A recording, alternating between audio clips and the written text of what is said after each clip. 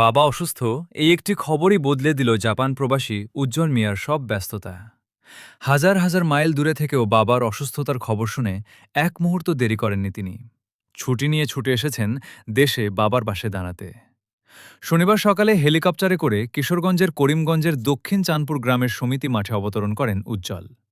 Helicopter দেখতে মাঠে ভিড় করেছিলেন অনেক মানুষ। কিন্তু উজ্জ্বলের চোখে তখন হেলিকপ্টার কিংবা মানুষের ভিড়ের কোনো আকর্ষণ ছিল না। হেলিকপ্টার থেকে নেমেই তিনি ছুটে যান নিজের বাড়ির দিকে, কারণ সেখানে অপেক্ষা করছিলেন তার অসুস্থ বাবা আবুল হাসেম। প্রায় ৩ বছর ধরে জাপানে প্রবাস জীবন কাটাচ্ছেন উজ্জ্বল। জীবিকার প্রয়োজনে দূর দেশে থাকলেও বাবার অসুস্থতার মুহূর্তে দূরত্বকে বড় হতে দেননি তিনি। সময় বাঁচাতে তাই আকাশপথে ছুটে এসেছেন গ্রামের বাড়িতে।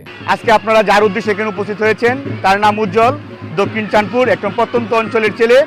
সে তার মেধা এবং যোগ্যতার মাধ্যমে জাপান কোচিং সেন্টার থেকে সে দীর্ঘদিন ক্লাস করে N4 কমপ্লিট করে দিল্লি গেটের মাধ্যমে সে জাপান গিয়েছে এবং তার মেধার প্রকাশ ঘটিয়েছে। এরকম মেধাবী সন্তান যদি আমাদের প্রত্যেক এলাকায় থাকে, অবশ্যই বাংলাদেশ একদিন অর্থনৈতিকভাবে স্বাবলম্বী হবে বলে আমি আশা ব্যক্ত করি।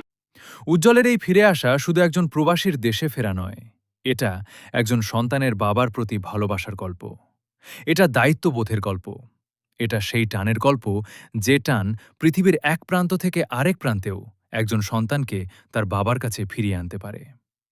জীবিকার প্রয়োজনে হয়তো মানুষ দেশ ছাড়ে, কিন্তু বাবা মায়ের প্রয়োজনের সময় সন্তানের হৃদয় ঠিকই তাকে ঘরের পথ দেখিয়ে দেয়। উজ্জ্বলের গল্পটি তাই শুধু একটি হেলিকপ্টারে বাড়ি ফেরার গল্প নয়, এটি বাবা সন্তানের ভালোবাসার এক হৃদয় ছোঁয়া গল্প।